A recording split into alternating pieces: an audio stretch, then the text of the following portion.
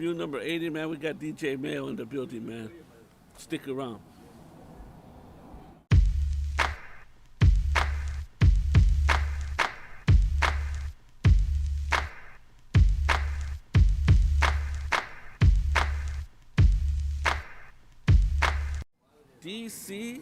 DC album review number 80. We're at 80 already. It's gonna be a great fucking album review, man, from one of the greatest of all times, man. But before we get started, man, I hope what I share with you raises your frequency, raises your vibration, man, puts you on a whole nother level of thinking. If you haven't already, like and subscribe to the channel, man. Come on down to Jimmy's USA every Friday from 2 p.m. to 8:30 p.m., man. Every Sunday from 8 a.m. to 3:30 to 4 o'clock p.m. Stop by the 2 Duran Customz booth, man. Follow me on Mixcloud, man. Even has vinyl for sale. Got vinyl, CDs, cassette tapes, 45s, vintage clothes, sports cards, collectibles, vintage so much more, man. You'll find everything over here. Let them know that Duran Customz sent you, man. DJ Mayo is in the building, man. What's up? What's up? How you been, brother? Cool. How's everything? Good. Cool. Good. Yeah, man. I want to give a shout out to Sports Mail Podcast, man. Shout out to Sports Mail's podcast, man. Like and subscribe to them, man. They talk about sports. They talk about wrestling, man. Cool stuff. They stopped by today, man. They seem like some cool dudes, man. So like and support them, man. You know what I'm saying? Sports Mail's podcast on YouTube, man. Subscribe to them. DJ Mail, what's up, man? What you been up to, my G? Just getting my equipment back together, trying to get this business off the ground again. Yeah. Get back into DJing when I thought I was over. Hooking up with an old school friend of mine that's an amazing DJ. What's his name? Preemy. He goes by Preemy Unique. That was his business. I go by Feel Free Entertainment, DJ Mayo. Okay. And we're combining together to make all-star celebrations. All-star celebrations? We're going to specialize in weddings, mostly old school music. Okay. From like maybe the 50s, 60s on up to like maybe 90s, early 2000s. Okay. But if they need you to do like events, let's say like, you know, pop-ups or whatever, something great like that, you know what I'm saying? Like, yeah, man. Birthday parties, backyard boogies.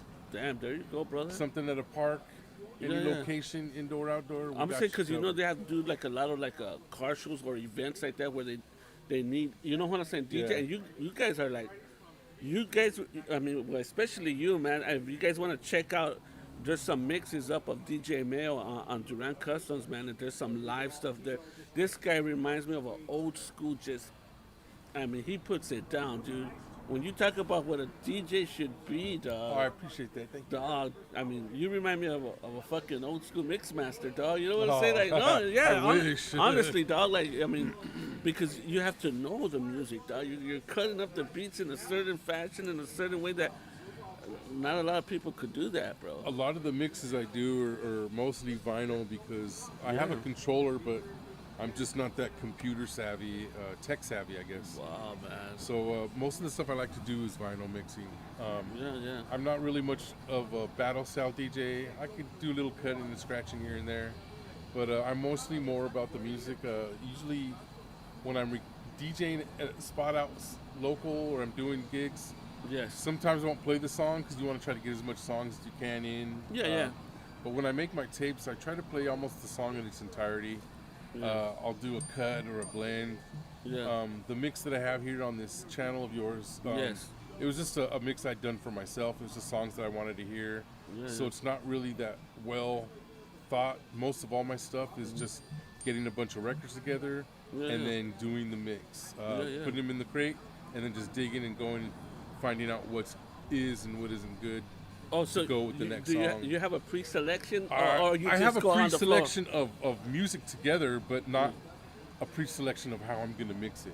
Okay. I'll get a lot of songs that I want to hear. I'll put them in the crate. I'll set them aside, and then I'll just pop the tape in or whatever it is I'm recording on, and I just go for it. I don't pre-select what song I'm going to play in what order. Okay, cool. I've never been good at doing that, and I've always played that way. I'm self-taught, self-learned. So, but the great thing about you, man, is that you got such a great ear for music, man. The variety of It. music that you select is top notch, bro. Yeah, I appreciate that. Yeah, a lot of the stuff I like too is, and I don't know why, is East Coast more than West Coast when it comes to hip hop. There's a lot of West Coast artists I really like as well. Yeah. Well, you're gonna The like this majority album review, then, bro. of the You're stuff gonna I this like album. is underground, more No, yeah. less radio play, but there's still a lot of radio play songs I do like. Yeah, But yeah. I've always been more on the underground, so I don't do well at like parties where they want, you know, the popular hip hop stuff, because that's just not the stuff that I'm really too much into. Especially nowadays, I just really can't get into. How do you feel a lot about of new stuff. the West Coast though underground scene? Let's say Amazing. like in the early '90s. Let's say like I mean, hieroglyphics, from the beginning, Visionaries, to now, like that, yeah. definitely. because they kind of follow that traditional style of hip hop. You know what I'm saying? Like the way it should be done. Yeah. I mean, but I'm a big West Coast gangster rap. If anything, I would say my forte is like old school hip hop to that Compton's Most Wanted, Penthouse Players Clean style. But I appreciate everything. Like when you're talking about underground hip hop and all that East Coast and all that, bro, I'm a big fan of like Carmega, fucking AZ, and then you were talking about underground hip hops in the West, like let's say like And Mix NWA, when they first came out, Yeah. was like, everybody was like, what? But to me, one of the first original gangster rappers to me was Ice-T. Yeah, oh yeah. Oh, even Schoolie D, because they say that he got that style from Schoolie D. That The delivery style, maybe. I forgot the name of that Schoolie D song. But if you Saturday listen to Night, 6 in the morning and then you listen to Schoolie D, It's probably Saturday Night. yeah, They it sound was like, real oh similar. shit, it was like the same shit. Yeah. So I think Yeah. Ice-T had credited that style of a. Do you think Ice-T though was more of a hustler style or gangster rap? Like, Well, he's a hustler, pimp, and a gangster. Yeah. So Oh, I mean, it's all shit. those things. You know? It's all that. Yeah. Because I was even. I I don't mean, know he's if it one was of the High Roller. pioneers. He's one of the Yeah. pioneers on the West Coast. One of the first major, And then he goes into rappers doing to put, body get- count. Yeah. Yeah, vinyl to do, to make it. When I first heard, was it 6 in the morning? No, it was that song that Jimmy Jam and Terry Lewis produced for him. Shit, I can't remember the name of the song I didn't even know right Jimmy now. Jam and Terry Lewis produced. Yeah, Oh, dog. the instrumental is called "The Coldest Rap." I think that's the name of the vocal version of it Okay. too. But there's a part 1 and part 2. Damn. And when I first heard that, I was just like, I was floored. I thought it was like the dopest shit ever.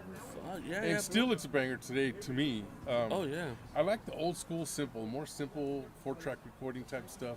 You know, is sometimes the best. Sounds heavier. A lot of overproduced stuff is really dope too, though. Yeah. And I got to give it to Dre as a producer, sound engineer. His music quality. If you play one of his albums, where like all the songs are on one album, the sound quality is still better than most other albums where all the songs of the album are on one album. You know how you were saying about the 4 tracks and all that? I was watching a podcast recently of BG Knockout. He was from Ruthless Records. He did the Real Compton City G stuff with Cocaine. Hey, what's up, brother? How's everything? Cool. He was doing the Real Compton City. He has his own podcast and stuff. And they were talking about that, the 4 tracks and all that, and how the music back then was heavier. I think Kendrick was the first one to bring back to Pimp a Butterfly album. He recorded it all on that analog and everything like that. Yeah. How do you feel the newer music when you listen to it, because you're a DJ or on the headphones, or you could tell the difference right away that this doesn't sound the same as it did in the late 80s or early 80s or even 90s? Not just hip-hop, but music in general. You know what I'm saying? Like, yeah, I think it really depends on the engineer and how well he is versed in his equipment. Yeah. There are songs that I've heard that were digitally recorded that the sound quality to me is crystal clear, but then there's old songs that were recorded by really good engineers on like analog, and sounds like the crap. sound quality is amazing as well. Oh, okay. But then there's both the other way around too.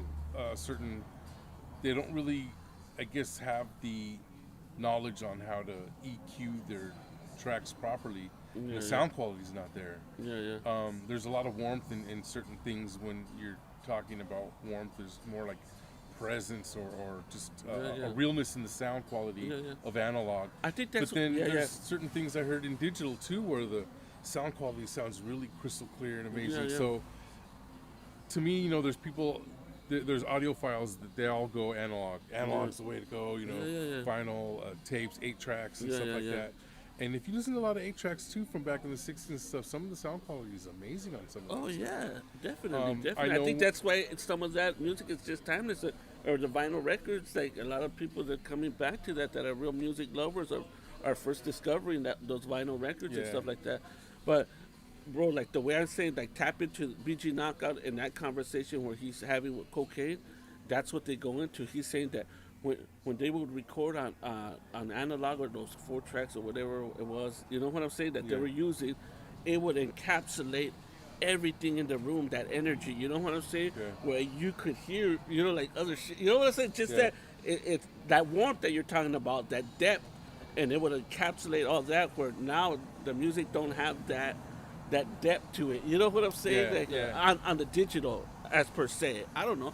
I've never really recorded like that. The music I would record was just, on the computer or beats like that, messing around or sampling on vinyl and then adding, like drum beats to it like that. I never had the chance to like record in fucking studios and shit like that.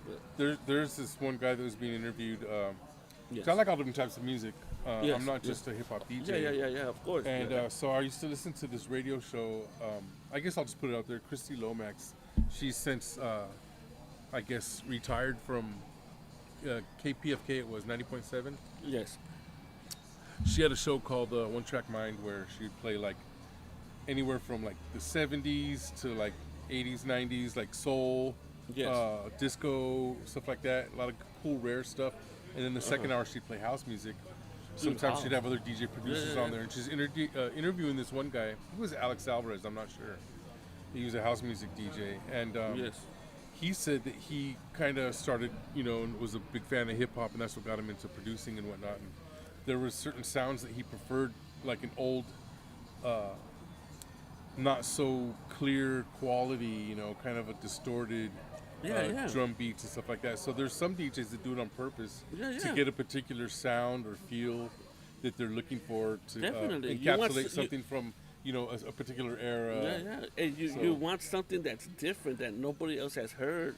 That's what's going to create something. You know what I'm saying? Like magical, I want to say, or just different, bro. There's a song that I've heard, or some music that I've heard, like in drum and bass, where I like everything to be crystal clear, so when that bass hits, everything vibrates and there's no distortion. That you be sending me music like that. Listen to the bass, you know what I'm saying? Yeah, but then there's other drum and bass songs where they purposely distort the bass so it almost sounds like your speakers are blown. Oh shit! And it's kind of cool, but like I just love that crystal clear where you can feel the vibrating of the bass, the frequencies, and it's crystal clear. Music you is life, man. I feel like it's like water, like music is like.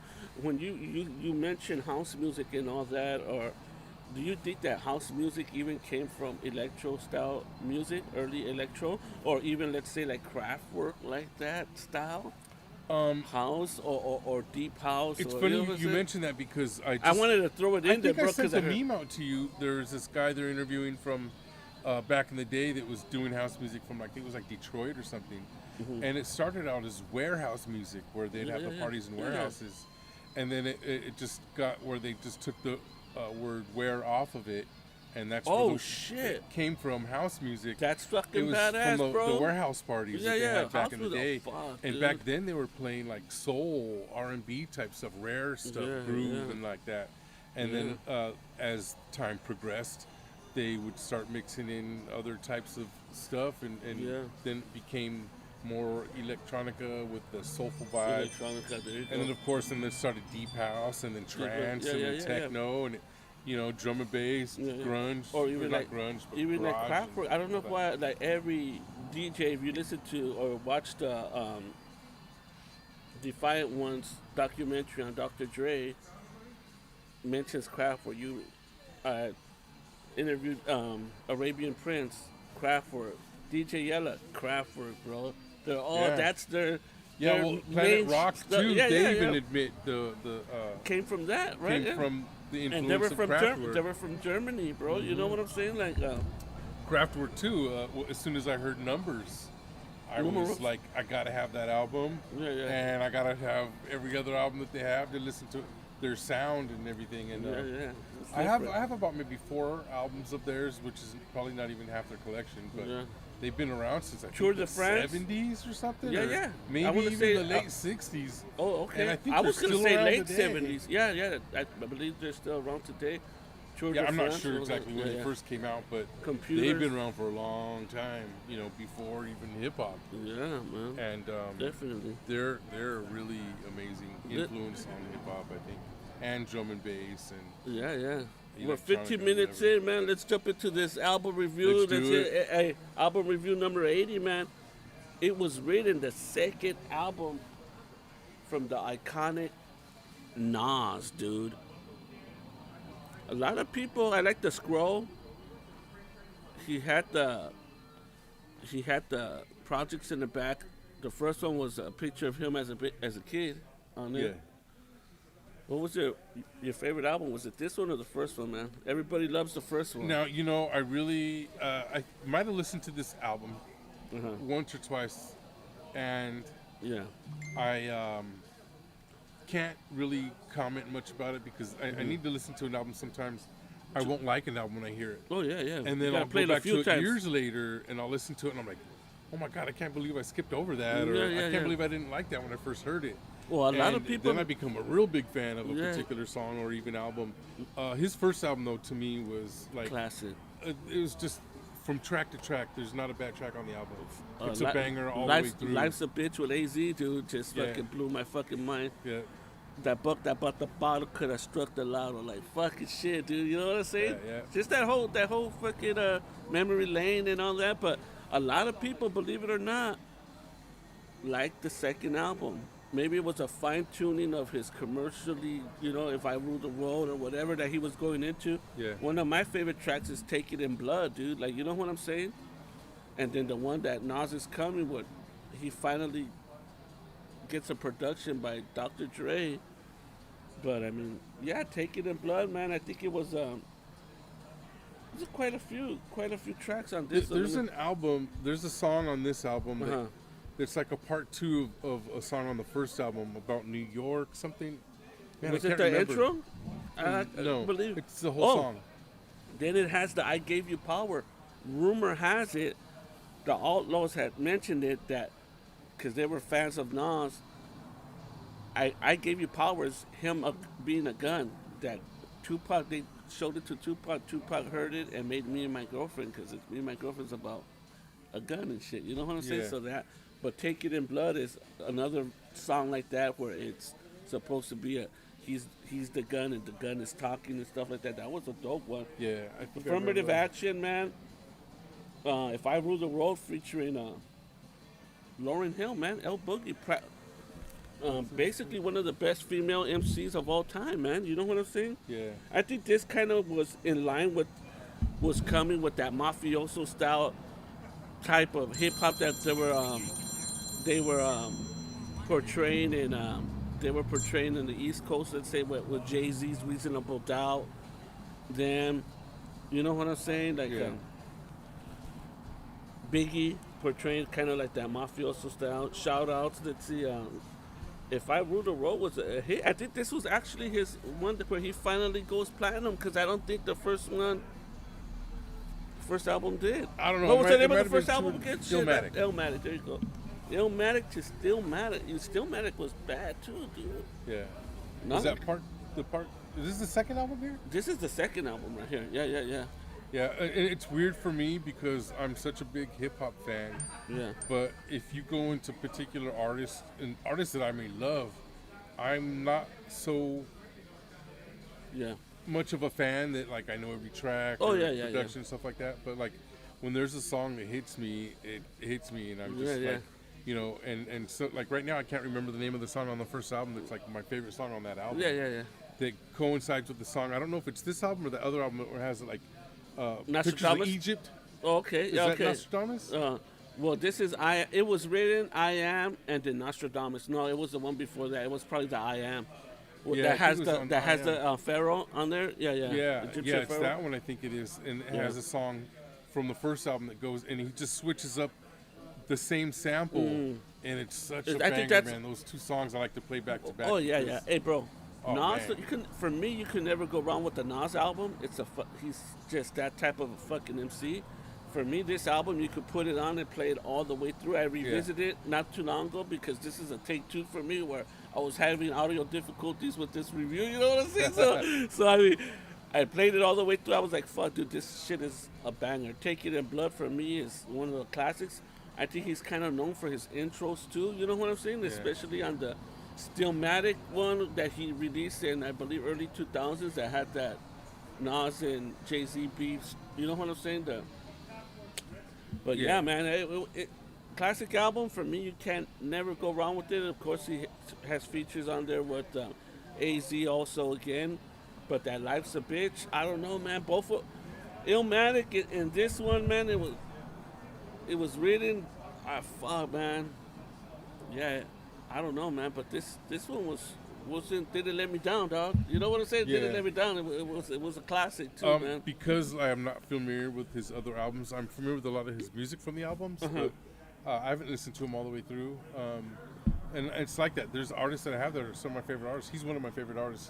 His first album is one of my favorite hip hop albums from beginning to end.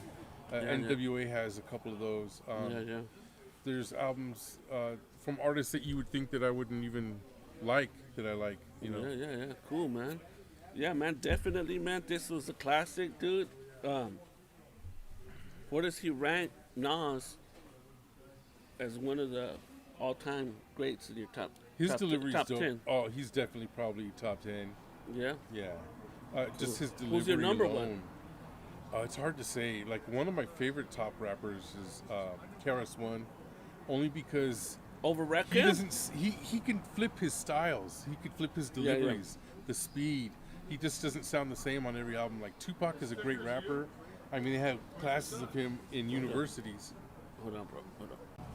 Sorry about that, man. I had to take care of some business, my brother. So I was just saying they have classes in universities about Tupac, but I really wasn't a big fan. Like, I'm a big fan of Tupac and his content, his lyrical content's amazing, but his lyrical delivery is Tupac practically hater. the same on his lyrical delivery is like the same on like almost every album.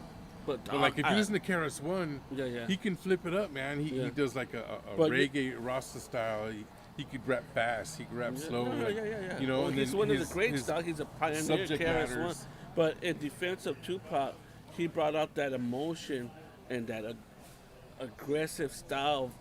Even like if he had like multiple personalities, dog. Because who could do like a? He's a great storyteller. Oh, for me, bro, To a like certain extent. Tupac, like my favorite album is Me Against the World. How could you go for like Dear Mama shit something in which Dear Mama he should have won a fucking Grammy for that, dog. Like that was his best shit, dog. For me, was it the Machiavelli? Was it the All Eyes on Me? His best album for me was Me Against the World, dog. Because that album was just phenomenal. Then you take in that he was in prison at the time, it goes number one. Then his mother, then his movies. This guy was just there was nobody else like this guy, dog. Who else is on that level? And even talking as great as Nas is, or even a KRS-One, they didn't encapsulate, for me, in my opinion, everything that Tupac embodied, dog. Like, you know what I'm saying? I don't know, man. For me, in my opinion. But yeah, fucking dog. That's down. But who's closest to a Tupac? Maybe a fucking Nas, dog. Who was like a Jay-Z, a Biggie, a Eminem, that flowing style? Well, you know, Jay-Z used to hang out with Big L. Big L They were was both coming up together. Vicious, dog. Like Big L, I think if he was still around today, he would have been tearing shit up. How about a Big Pun, dog? I was Big just about Pun. to say him too. How Big about a Pun, Big Pun that amazing delivery and rap style skills. That dude, right before he died, mastered what Biggie or not even Biggie, I'm gonna say Pop mastered for the girls and all that. that It's So Hard, dog, for Pun. Pun was on his way to winning Grammys, dog. Pun was on the way to being one of the greats. He's still one of the greats, Yeah. but I mean, his time to shine was, damn, that fucking album, that and shit on that number 15. He dissing fucking 50 Cents, dog, too. Like, you know what I'm saying? Because, I mean, Big Pun was just fucking phenomenal, dog. Then he had that Puerto Rican flavor that he was throwing in there, dog. Like, he didn't get his real chance to. He didn't get his flowers. He didn't get his flowers, yeah, dog. That dude was vicious lyrically, and he tore Nas up on that Fat Joe track with Jada Kiss and all those. I don't know. I forgot which. I'll send it to you, bro. Like, but yeah, bro, you mentioned New York State of Mind. Parts 1 and 2, you could just play those back to back, and they're bangers. And that part 2 is on the production on both of those. To me, I'm more about the music. My dad was a drummer, so I grew up as a child with my dad's band. Rehearsing in the garage, and behind the garage was packed in the alley of all the neighbors because they loved the music. Your dad was a drummer. So that's where you I don't get know the DJing and knowing the. If it was because of that, but to me, it's always been the music first that has to hit me before I pay attention to the lyrics. Okay. That's so I guess I'm all about the production and stuff. But there's some lyricists out there that are just like, what the fuck did he say? You know, I gotta rewind that. You know. No, I kind of tune in more to the deliveries too, or like the different speeds, their breath control, and how they deliver is just something amazing to me. I hate on Eminem a lot, but I think he's an amazing delivery lyricist too. You heard Renegade, right, with him and Jay-Z? Man, I don't even know if I heard that one. Oh, you gotta listen to that one. I'm a fan, but I'm a hater to a certain extent on a lot of people You gotta criticize, be able to criticize some of these greats. And not that I'm criticizing Eminem. Because I'm not saying but you gotta be, you gotta. He's dope, but there's so, I guess because of the attention, there's so much attention he gets. It's like, come on, but I gotta give it to him. Like he's fucking. I would have loved to hear a Big Pun fucking Eminem or a Biggie and Eminem. You know what I'm saying? Like, as close as we got to that was, I think, Jay-Z. You know what I'm saying? But Brooklyn's Finest, Jay-Z and fucking Biggie. You ever heard that one? I don't know, maybe. I'm a big fan too of like the Beatnuts. Oh, the Beatnuts, LES. He's on the West Coast, bro. Marlon from Camelot Collectibles, he DJs over here. He sees them all the time. LES. There's a song called Find That Shit, and it's on. I can't remember the name of the album, but when I looked for a long time online, I couldn't find it. Like, you'd find the album, but you wouldn't find that song from the album on there. And I'm like, what the hell? What about it's one of my favorite songs. It's just a real simple song, and they're just talking about if you owe me money, better find that shit. These niggas are dying quick behind that shit. Beatnuts a Big Pun, dog. Yeah, that was the shit too, dog. Yeah, or people hate on Chino XL. Rest in peace, but he was a dope ass lyricist. That's why you're a Tupac hater, dog. Chino XL and Razzcast, dog. Razzcast, dude. You gotta give Razzcast. Dude, Razzcast is the. But I'm saying Chino XL and Razzcast. That's that where Chino XL dropped that line about Tupac. You know what I'm saying? Like, I'm surprised Outlaws never went at fucking Razzcast. See, to me, I wasn't really all about the beefs and everything like that. I think it was just something to, like, hype up the groups. And who knows, they might even be friends, but just doing it to gain that attention. What about X? Paparazzi. Oh, X, dude, Exhibit, yeah. I got almost all his albums. Yeah, like, at least the first 5 or 6 albums he's done. Even that video where it's like going in backwards and shit like that. Yeah, you know what's Wasn't that was Far Side. Was it Far Side? Yeah. Where it's all backwards?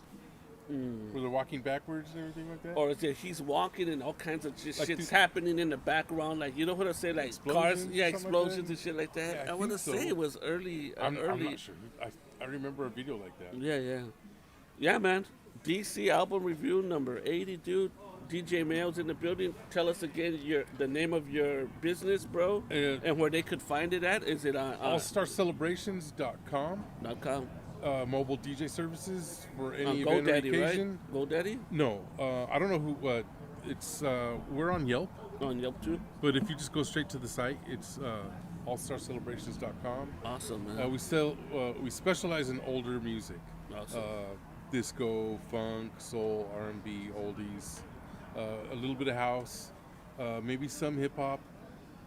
Right now, we're still just kind of like organizing our music because when we do our digital, we do our mobile stuff. We're doing digital.